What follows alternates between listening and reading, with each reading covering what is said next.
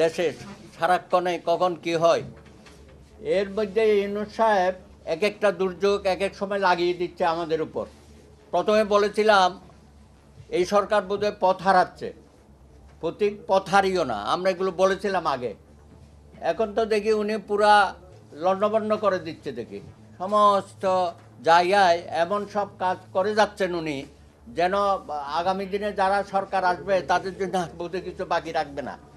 এর মধ্যে আবার নির্বাচন আছে, নির্বাচনের মধ্যে আমরা সমস্ত রাজনৈতিক দল নির্বাচনে হাওয়ার মধ্যে বসে আছি।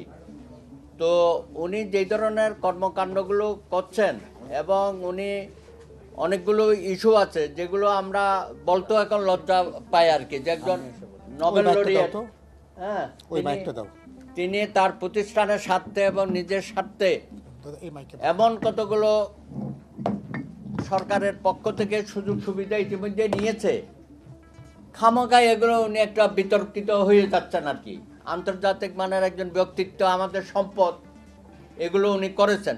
তারপরেও আমরা অনেক সহ্য করে আশা করেছিলাম যে উনার এই সরকার একটা সুষ্ঠু গ্রহণযোগ্য নির্বাচন দিয়ে সসম্মানে বিজয় হবেন।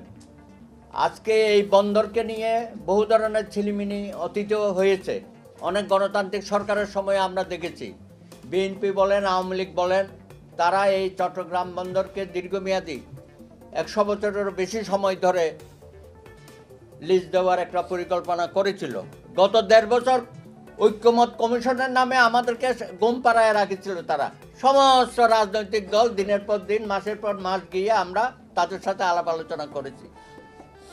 ঐক্যমতের মধ্যে রাজনৈতিক দলগুলো আমরা কাছাকাছি এসেছি, খুবই ভালো, এটা একটা ভালো পরিবেশ ছিল।